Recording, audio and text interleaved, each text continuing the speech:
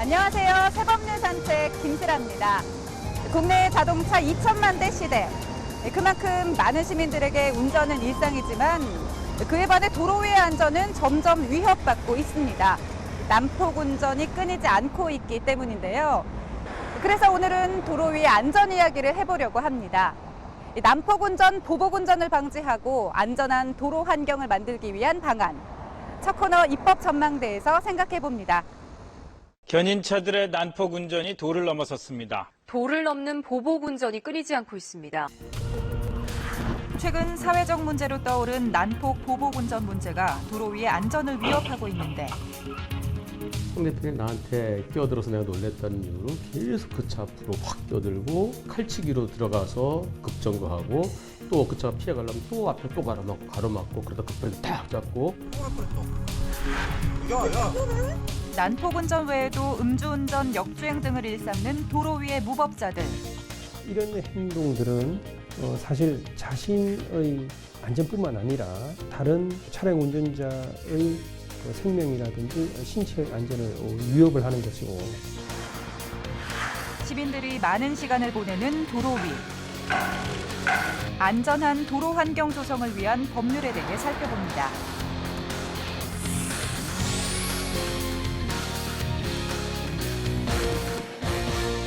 남해 고속도로에서 4중 추돌 사고가 발생해 1명이 숨지고 2명이 다쳤습니다.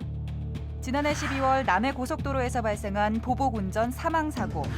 17톤 화물 차량과 승용차 사이에 사소한 시비로 시작된 이 사건은 결국 승용차 운전자가 사망하는 끔찍한 결과를 낳았습니다. 이 밖에도 끼어들기를 방해한다는 이유로 도로 한복판에서 3단봉을 휘두른 사건 등 도로 위 난폭 보복 운전이 지속적으로 발생하고 있는데요. 최근에 그 난폭 운전 그리고 보복 운전들이 이제 굉장히 늘어나고 있습니다. 갑작스럽게 급제동을 한다든지 끼어들기를 한다든지 횡단이나 유턴 이런 것들을 이제 갑자기 한다든지 해가지고 결국 운전을 하고 있는 운전자의 안전을 위협하고 상당히 두려움을 가지게 하는 그런 행동들이 많이 발생을 하고 특히 고속도로 같은 곳에서 굉장히 빠르게 운행하고 있는 그런 곳에서 사고가 날 때는 굉장히 큰 사고가 나고 여러 사람이 피해를 당하는 그런 인명사고가 날 수도 있다. 그렇다면 실제로 난폭 보복 운전 신고 현황은 어떠할까? 담당 경찰관을 찾아 최근 실태를 들어봤습니다. 요즘 들어서 그런 신고가 굉장히 많이 들어오고 있는데요. 보복운전, 난폭운전에 대한 사례들이 많이 뉴스로 보도가 되면서 자기도 당했다라는 그런 신고들이 많이 들어오고 있는 지금 실정입니다. 금년 4월 26일 16시경에 용산구 효창로 교차로에서 진로를 방해했다는 이유로 일가족이 승차한 피해 차량에 대해서 경적을 울리고 약 800m를 추월한 후에 고의로 급제동하고 후미추돌 사고를 야기하고 피해자 등 2명에게 상해를 가하고 차량을 손괴하는 등 폭력행 행사를 한 행위가 있습니다. 그리고 금년 5월 8일 08시 25분경에 용산구 서빙고로에서 진로를 양보하지 않았다는 이유로 피해 차량인 택시를 약 300m 추월해서 고의 급제동하고 욕설을 하고 이를 피하여 진행하려는 피해 차량을 가로막는 방법으로 피해자 성모 씨를 협박한 행위도 있습니다. 난폭 운전 중에서도 특히 보복 운전이 심각한 수준입니다. 상향등 조작과 끼어들기처럼 운전 중 흔히 일어날 수 있는 일에도 무차별적인 보복 운전을 일삼는 등 폭력적인 행위가 지속적으로 발생하고 있는데요. 실제로 경찰청은 지난 7월 10일부터 한 달간 보복 운전 행위에 대해 집중 단속을 벌여 총 273건, 280명을 검거하고 이 중 혐의가 중한 3명을 구속했다고 밝히기도 했습니다. 보복 운전의 발생 원인을 살펴보면 진로 변경으로 인해 가장 많이 발생하는 것으로 나타났고 끼어들기, 양보 불이행, 경적, 상향 등 사용으로 인한 시비도 보복 운전의 주된 원인으로 꼽혔습니다. 난폭운전하고 보복운전하고는 종이 한 장 차이인데요. 상대편한테 아무런 감정 없이 위험하게 빨리 지나간다든가 그럴 때는 그건 난폭운전이고요. 나를 놀라게 했다든가 또는 내가 기분 나쁘다든가 그래서 상대편한테 안갚음, 내가 받은 것만큼 또는 그 이상으로 되돌려주기 위해서 위험하게 접근해서 운전하면은 그것은 단순한 난폭운전이 아니고 보복운전이죠. 난폭운전은 범칙금 4만 원 또는 이제 승합차는 4, 5만 원의 범칙금으로 끝나지만 보복운전은 사고가 나서 자동차를 망가뜨렸다고 그러면 손괴죄가 되고 또 사람을 다치게 했다 그러면 상해죄가 되고 달리던 자동차는 매우 위험합니다. 갑자기 달려들면은 내 저 차 때문에 내가 죽을 수도 있구나 하는 그런 겁을 먹게 되죠. 따라서 흉기나 다름없는 위험한 물건인 자동차를 이용해서 협박, 재물손괴, 상해 이런 범죄를 저질렀을 때 폭력행위 등 처벌에 관한 법률 위반으로 무겁게 처벌됩니다. 현재 보복운전은 도로교통법이 아닌 폭력행위 처벌법으로 처벌되고 있지만 눈에 띄는 손해나 상해 등을 입히지 않는 이상 입증이 어려운 것이 현실. 한편 난폭운전의 경우 도로교통법상 안전의무 위반으로 단속하고 있지만 법률이 아닌 시행령의 적용을 받아 가벼운 범칙금을 부과하는 것에 그치고 있습니다. 따라서 이를 처벌할 수 있는 법률이 필요한 상황. 이에 난폭운전에 대한 처벌 수위를 높일 수 있는 법 개정 요구가 이어져 왔고 얼마 전 관련 법안이 국회 본회의를 통과했습니다. 난폭운전의 개념과 처벌을 규정한 도로교통법 개정안. 그 핵심 내용 먼저 자세히 살펴보겠습니다. 난폭운전을 방지하기 위한 법안이 지난 7월 24일 국회 본회의를 통과했습니다. 도로교통법 일부 개정 법률안인데요. 제가 운전을 하면서 습관적으로 난폭운전을 하는 사람들을 본 적도 있습니다. 그리고 굉장히 위험하다 이런 생각을 가졌었습니다. 그래서 이것을 법으로 만들어야 되겠다 이런 생각을 했고요. 난폭운전에 대한 정의가 도로교통법으로 규정이 된 거고요.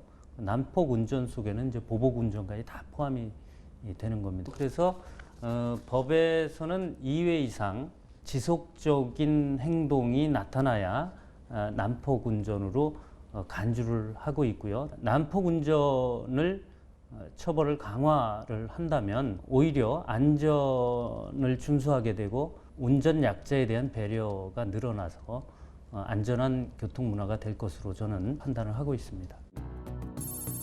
개정 법률에 따르면 우선 난폭운전의 개념을 명확히 하고 이를 금지하고 있는데요.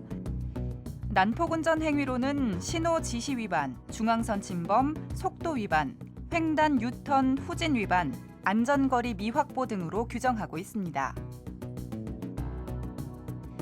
이와 같은 행위 중 둘 이상의 행위를 연달아 하거나 하나의 행위를 지속 또는 반복해 다른 사람에게 위협, 위해를 가하는 경우 난폭운전 행위에 해당하게 되는데 난폭운전 행위 시 1년 이하의 징역 또는 500만 원 이하의 벌금에 처하도록 했습니다. 또 난폭운전 행위를 운전면허 취소 정지 사유에 포함시키도록 했습니다. 난폭운전 이외에도 이번 도로교통법 개정으로 도로 위의 안전을 위협하던 여러 가지 문제점들이 개선될 전망인데요. 이번에 개정된 도로교통법의 조항들을 살펴보면서 앞으로 달라지는 점들을 점검해 보겠습니다. 이번에 통과한 도로교통법 개정안에는 난폭운전 외에도 중요한 내용을 담고 있는데요. 바로 역주행 등에 대한 부분입니다. 역주행을 하는 경우가 많이 있습니다. 그런데 그 역주행을 가만히 살펴보면요.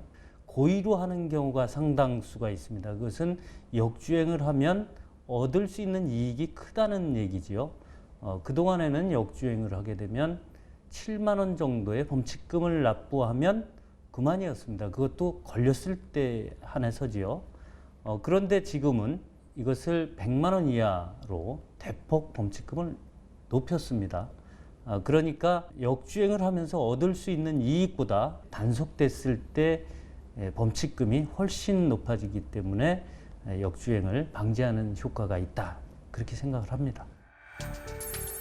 주요 내용은 고속도로, 자동차 전용 도로, 중앙분리대가 있는 도로에서 고의로 역주행을 한 운전자에 대해 100만 원 이하의 벌금 또는 구류에 처할 수 있도록 하는 내용입니다. 이 밖에도 개정된 도로교통법에는 음주운전자의 운전면허 결격기간 체계를 개편하는 내용도 포함됐는데요. 무면허 운전자가 음주운전을 하다 3회 단속이 되면 기존엔 1년 정도, 1년이었습니다. 그러나 면허증을 정상적으로 소유한 운전자가 음주운전 3회에 단속되면 2년이었죠. 그러니까 무면허 운전자가 오히려 더 이익인 경우였습니다. 그래서 이것을 형평에 맞게 법을 공히 2년으로 조정을 했습니다. 법 개정에 따라 앞으로는 무면허자가 음주운전 금지를 3회 위반했을 때 운전면허 소지자와 동일하게 결격기간 2년이 적용됩니다. 또한 음주운전 교통사고가 3회 이상인 경우 3년의 결격기간을 부여하고 무면허자가 음주운전 중 3회 이상 교통사고를 일으킨 경우에도 운전면허 소지자와 동일하게 3년의 결격기간을 부여하게 됩니다. 그 밖에도 자동차 운전자에게 같은 방향으로 가고 있는 자전거에 대한 주의 의무를 부과하고 자전거 운전자가 밤에 도로를 통행할 때에는 전조등과 미등을 켜거나 야광띠 등 발광장치를 착용하도록 의무화했습니다. 한편 이번에 개정된 도로교통법이 실효성을 가지려면 어떤 부분들이 보완되어야 할까? 제일 중요한 것은 난폭 운전, 보복 운전을 하는 행동이 발생한 직후에 바로 파악을 해서 그러한 범법 행위에 따른 처벌을 가할 수 있는 그런 시스템을 갖추는 게 무엇보다 필요합니다. 운전자들이 발뺌을 하거나 아니라고 했을 때 잘못을 인정할 수밖에 없는 영상 자료들을 확보하는 그런 노력들이 필요합니다.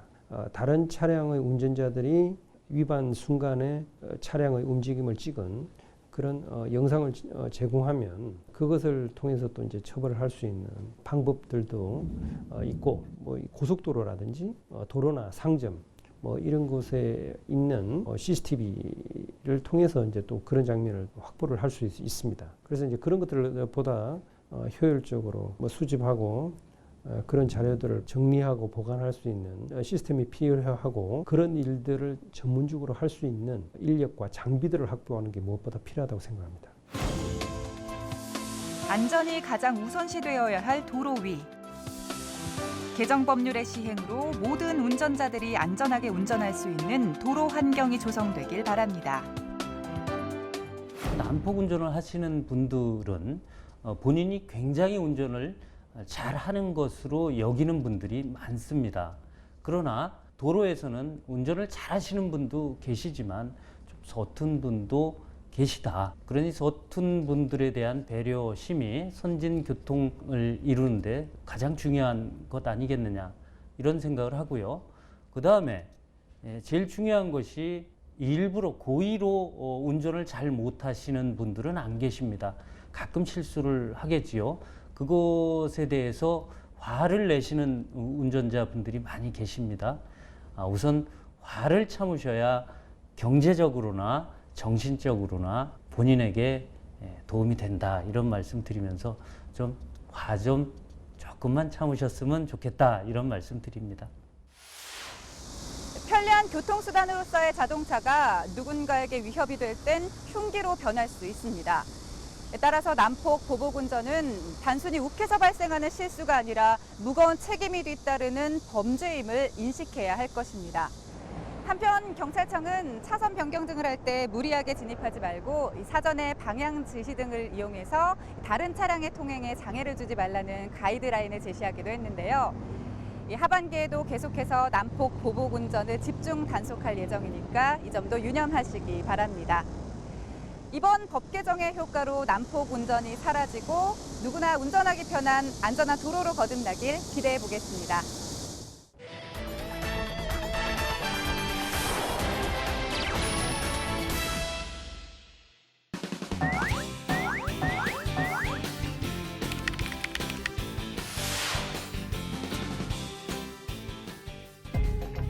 인천 연수구 어린이집 4살 여아 폭행 사건, 부평 어린이집에서 발생한 주먹 폭행 사건 등 연이은 아동 학대 사건 이후 어린이집 내 CCTV 설치가 의무화되는 등 재발 방지 대책이 마련되고 있지만 학부모들의 불안은 여전한데요.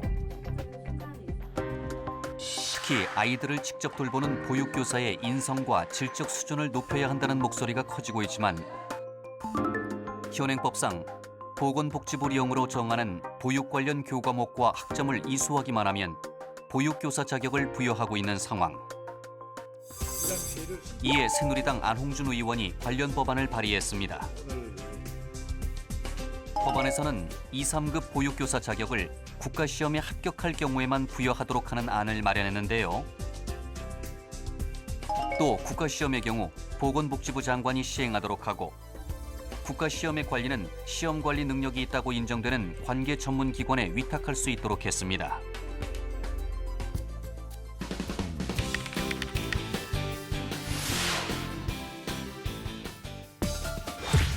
사스, 에볼라, 신종플루, 그리고 메르스까지. 기후변화와 국가 간 교역 확대, 해외여행의 증가 등으로 우리는 바이러스에 쉽게 노출될 수 있는 시대에 살고 있는데요. 특히 올해 발생한 메르스 사태로 인해 해외 신종 감염병의 국내 유입에 대한 대응 체계가 더욱 절실해지면서 감염병 대응 경험과 인프라를 갖추고 있는 의료기관의 필요성이 대두되고 있습니다. 이에 새정치민주연합 남인순 의원이 관련 법안을 발의했는데요. 법안에서는 보건복지부 장관으로 하여금 국립중앙의료원에 중앙감염병센터를 설치하여 중증 감염병 환자 치료 및 관리, 감염병 예방 및 검진, 감염병 관리 인력 양성을 위한 교육 및 지원 등의 업무를 수행하도록 하는 안을 마련했습니다. 또한 보건복지부 장관 및 시도지사는 지방의료원 또는 공공보건의료 수행기관에 지역감염병센터를 설치해 지역 내 감염병 종사자 교육 및 지역 내 다른 의료기관에서 이송되는 환자에 대한 수용 등의 업무를 수행하도록 했습니다.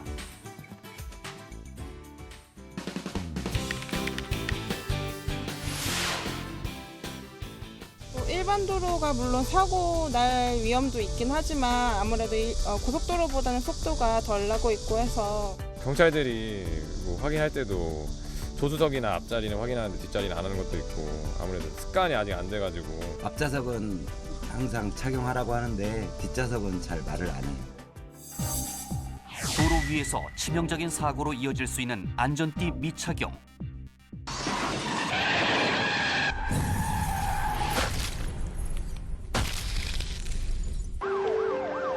뒷좌석 안전띠 미착용, 사고가 살인이 됩니다.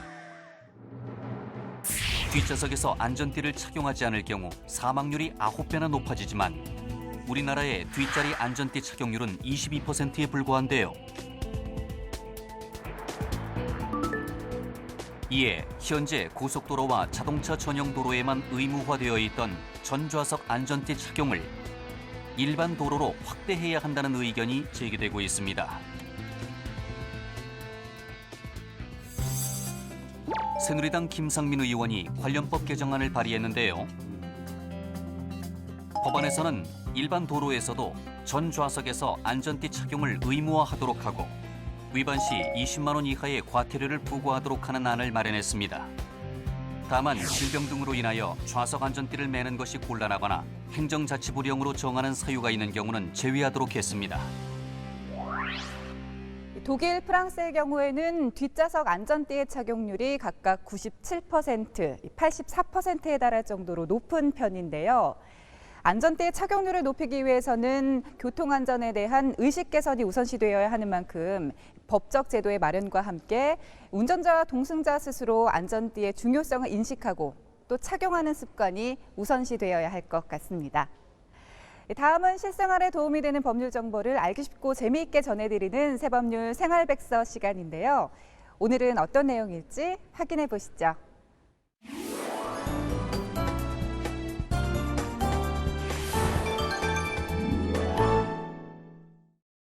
안녕하세요. 새법률 생활백서 송세별입니다.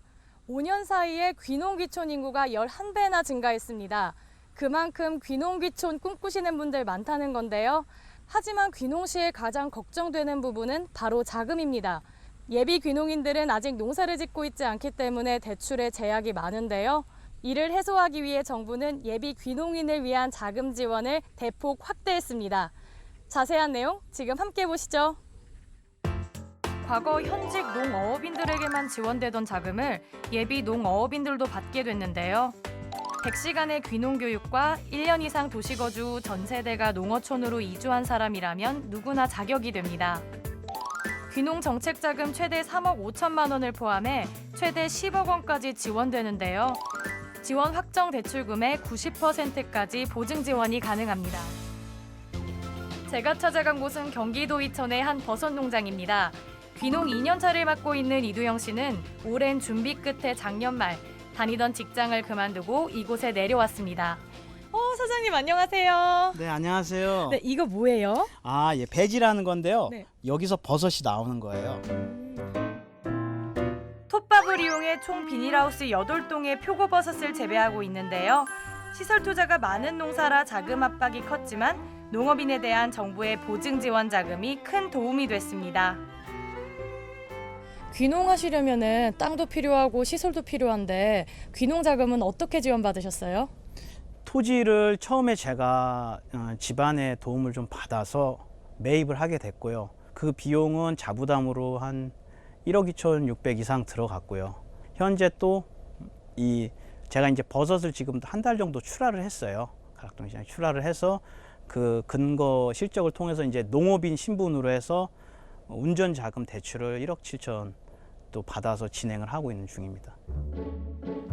7월 이전만 해도 농사를 짓는 농업인이 아니면 귀농 의사가 있어도 담보 없이 보증 지원을 받지 못했는데요. 이두영 씨 역시 귀농 준비 중엔 한 푼의 보증 지원도 받지 못했습니다. 하지만 농사를 지으면서 농업인의 신분으로 보증 지원을 받았는데요. 일반 사람이 그 농업인으로 해서 뭐 자금을 대출을 은행권에서 해주지도 않고요. 농업인이 뭐 대출을 받을 수 있는 것은 농협이라는 기관이 있고 농신보라고 만들어진 기관을 통해서 진행을 되는 거기 때문에 예비귀농인의 그 담보 없으신 분들은 대출을 좀 힘들어하시는 분들도 계신 것 같더라고요. 이처럼 귀농을 준비하는 예비 농업인들이 겪는 자금난을 해소하기 위해 정부는 7월부터 농신보를 통한 보증 지원 자격을 농업인에서 예비 농어업인까지 확대했는데요. 농어업인들에 대한 자금 지원 대상이 확대됐는데 구체적으로 어떻게 달라진 건가요? 기존에 귀농 기여하시려는 분들은 정책자금을 배정받았을 경우에 담보라든지 본인의 신용도를 기준으로 해서 대출을 받으셨습니다. 그래서 이제 담보력이나 신용도가 좀 미약한 분들은 대출을 받지 못했었는데요. 7월 21일 농림수산업자 신용보증기금법 개정으로 농림어업을 경영할 의사가 있는 귀농 기여하시려는 분들에 대해서도 보증을 지원하게 되었습니다. 예비 농어업인이란 구체적으로 어떤 분들을 말하는 건가요? 농어촌 이외의 지역에서 1년 이상 거주를 하신 분이 농어촌 지역에 전입을 하고 그다음 농림축산식품부, 해양수산부, 지자체 등이 주관하는 귀농귀여 교육을 농업의 경우에 100시간, 어업의 경우 35시간 이상 이수를 해야 합니다. 대출을 받으려면 금융기관에 농신보 기금 신청을 해야 하고 지원 금액이 3천만 원을 초과할 경우 농신보의 신용조사와 보증심사를 거쳐 지원을 결정하는데요. 개인의 신용평가 등급이 결정에 가장 큰 영향을 미칩니다. 자금 지원 조건은 어떻게 되나요? 현재 귀농 귀여하려는 분들에 대한 정책자금 지원 한도가 귀농자금의 경우 3억 5천만 원인데요. 이 3억 5천만 원을 포함하여 10억 원 한도 내에서 추가로 보증 지원을 받을 수 있다는 겁니다. 창업자금의 경우 2%의 저금리가 지원이 되고요. 저희 농림수산업자 신용보증기금에서는 최대 90%까지 보증을 지원해드리고 있습니다. 물론 한 번에 10억 원의 자금을 지원받을 수 있는 건 아닙니다. 예비 농어업인 때부터 시작해 농어업인으로 농사를 지으면서 자금이 급할 때마다 보증 지원을 받을 수 있는 금액의 총액이 최대 10억 원인데요. 예비 농어업인까지 보증 지원 대상이 확대된 것을 반기는 이들은 역시 귀농을 눈앞에 둔 예비 농어업인들입니다. 버섯 농장에서 실습 중인 연태상 씨도 그중 한 명입니다. 이 자체가 살아있는 균이기 때문에 관리를 좀 잘못한다던가 아니면 날씨가 안 좋아서 쉽게 배지가 망가져요. 그러면 배지가 망가지면은 1년 농사는 이제 끝난 거죠, 그걸. 그게 제일 중요하죠. 배지를 어떻게 좋은 걸 받느냐에 따라서. 아까 교육받고 계시던데 어떤 교육받고 계셨던 거예요? 표고버섯이고요. 대량으로 수확도 하고 재배도 가능한 그 방식으로 지금 배우고 있습니다. 시작은 이제 올 가을 9월 정도고요. 그 다음에 지역은 양평 지역이고요. 경기도 양평. 개인 사업을 그만두고 귀농을 결심한 연태상 씨는 지자체 귀농 교육은 물론 버섯 재배 농가를 직접 찾아다니며 재배 노하우를 익히고 있는데요. 귀농 준비하시는데 어려운 점은 없으셨어요? 귀농을 하면서 특히나 시설 재배 같은 경우에는 자금이 조금 더 많이 다른 농사에 비해서 많이 들기 때문에 자금력을 얼마만큼 또 끌어다가 올 수 있는지 그런 점이 조금 고민이 많이 돼 있었죠. 실질적으로 돈을 융자해 줄 수 있는 곳은 농협이잖아요. 근데 농협에서는 담보권을 꼭 필요로 하고 그게 없을 경우에는 이제 어렵다라는 답변을 제가 직접 통화로 들었어요. 최대 10억 원까지 예비 귀농인들에게 담보 없이 대출해 준다는데 혹시 소식 들으셨어요? 농심부에서 지원을 해준다고는 소식을 듣고 있었고요.